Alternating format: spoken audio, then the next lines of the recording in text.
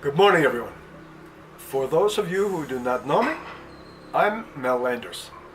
My wife, Margarita, and I produced this video to ensure that I mention everything you need to hear this morning. If the internet is working correctly, I'll be available at the end for questions. I want to start this off this morning by congratulating you on the success you've had in the last year adapting the indigenous system, and by thanking you for the hard work you've done to make this a success. You're building a foundation of knowledge and experience that will enable farmers of Malawi to continue production and even increase production despite the drastic changes in climate. The use of 1 meter wide raised beds and the use of crop wastes, weeds, and other organic materials as mulch is now well established. Now it is time to include the other two important components of the indigenous system before attempting to teach the technology to additional lead farmers. If the system is not established correctly, another drought or another insect pest will undo the progress that has been made.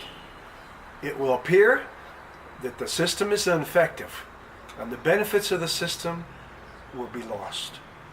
If that happens, there is little hope for continued production during droughts and periods of excessive rain.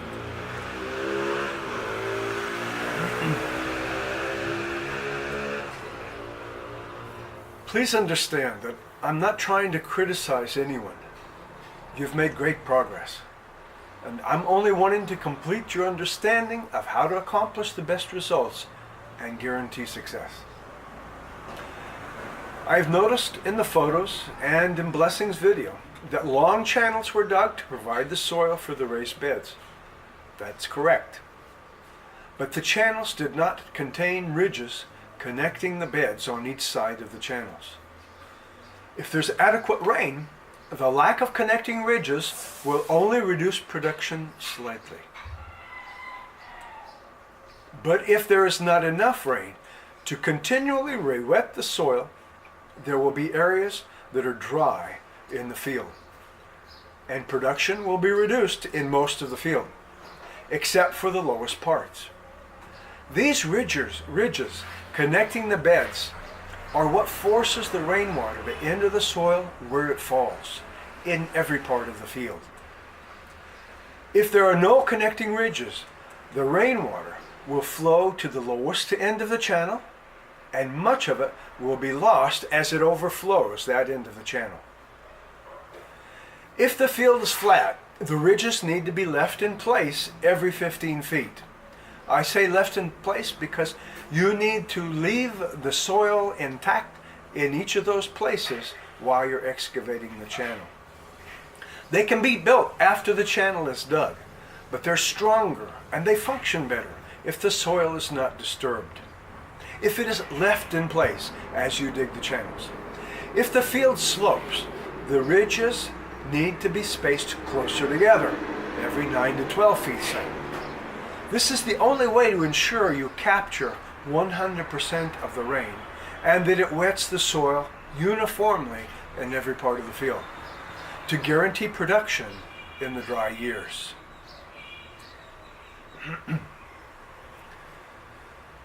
Considering that farmers in Malawi suffered 2 years with little or no maize production, it is understandable that it was planted in every part of the demonstrations plots during the recent rain-fed season. And of course, maize will continue to be the main crop grown during any season. But if it is grown in monoculture, with continual extensions, with no breaks between the groups of plants, and if there are no strong-smelling plants grown between and among the maize plants, there will continue to be significant production losses from diseases and insect pests, such as the recent attack by fall armyworms, which affected maize in all parts of Africa this year. This is why crop diversity is vital to successful, sustainable production without expensive or time-consuming interventions. At times, there will be some need for organic sprays. but it is important to prevent insect pests and the diseases they transmit whenever possible. If you have to resort to controlling what you could not prevent, you will suffer production losses. If you have continuous rows of maize, you offer insect pests an uninterrupted path to your crop, your entire crop. But if you break up the maize into groups, you place obstacles into that path. And if those breaks are filled with other crops that have different smells, the pests become confused and possibly repelled from the maize. Each crop has its own characteristic odor, and every additional crop that you plant increases the probability that you will protect your maize from pests and the diseases they leave inside while feeding. Castor beans should always be planted across one side of the field to fill the passing wind with the toxic odor of ricin. That is a great repellent.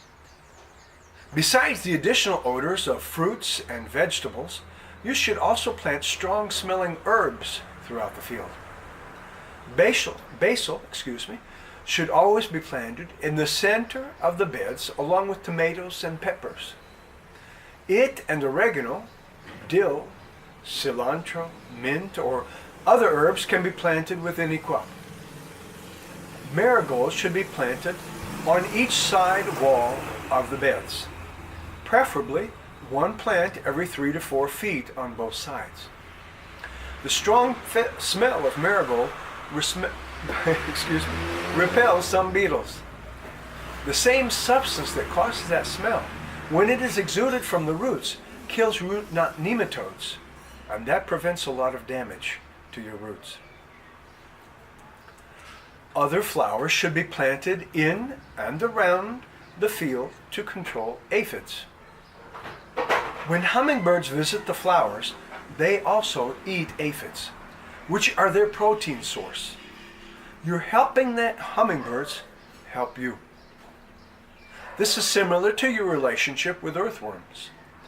When you cover the soil with organic mulch, you feed the worms and you give them a cool, moist environment that they need in order to survive.